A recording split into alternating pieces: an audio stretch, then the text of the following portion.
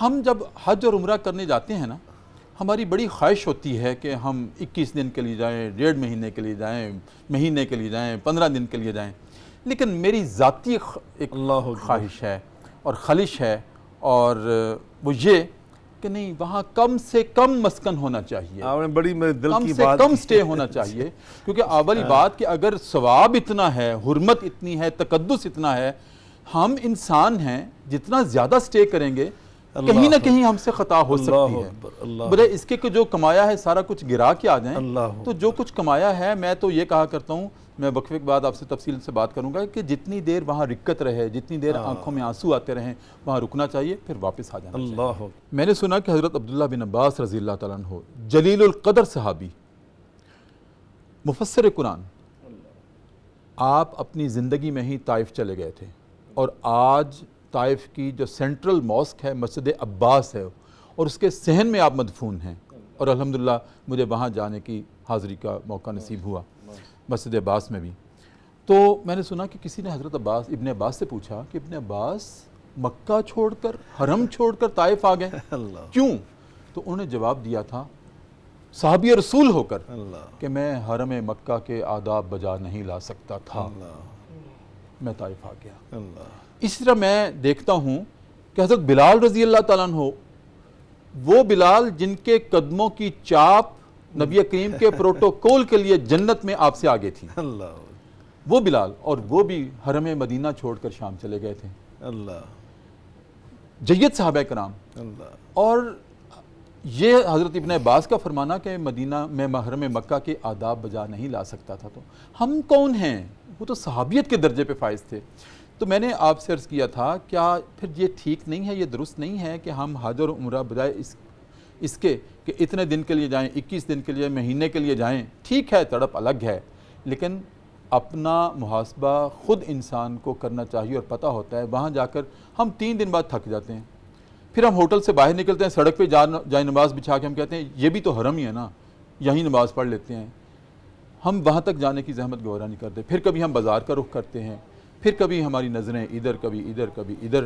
تو اس سے بہتر نہیں شاہ صاحب کہ ہمیں وہاں قیام وہاں مختصر رکھنا چاہیے. اور میں سمجھتا ہوں کہ آنکھوں میں آنسو روز نہیں آتے. یہ جب پہلے دن آپ جائیں گے بیت اللہ کے سامنے کھڑے ہوں گے، زارو کتار روئیں گے، اگلے دن جائیں گے پھر آنکھیں آبشار کی طرح برسیں گی، لیکن تیسرے چوتھے دن آنسو نہیں آتے. تو میں کہتا ہوں کہ جتنے دن آنسو آئیں اتنے دن وہاں رکنا چاہیے. جب آنسو خشک ہو جائیں اب واپس آ جائیں.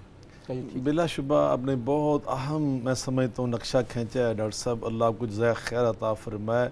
بیت اللہ کی حرمت، اس کا تقدس، اس کی عظمت، اس کی شان و شوکت، اس کی جلالت، جی، چونکہ وہ بیت اللہ کے ساتھ منسوب ہے، اور اللہ کی طرف نسبت اس کے تشریف میں اور اس کی جلالت میں اور اضافہ کرتی ہے.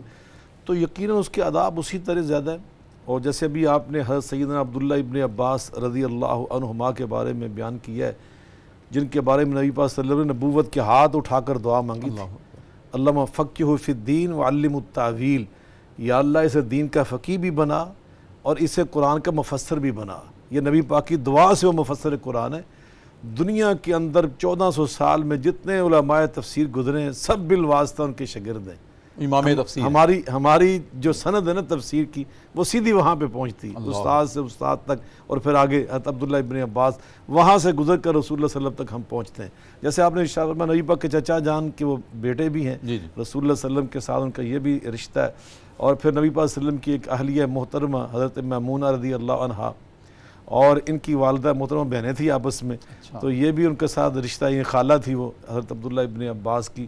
اور نبی پاک صلی اللہ علیہ وسلم کے ادب کا حال یہ تھا کہ ایک دفعہ نبی پاک کے ساتھ کھڑے تھے نماز کے لیے، تو تھوڑا سا پیچھے ہو گئے، تہجد کی نماز تھی تو پیچھے ہو گئے تھوڑے سے.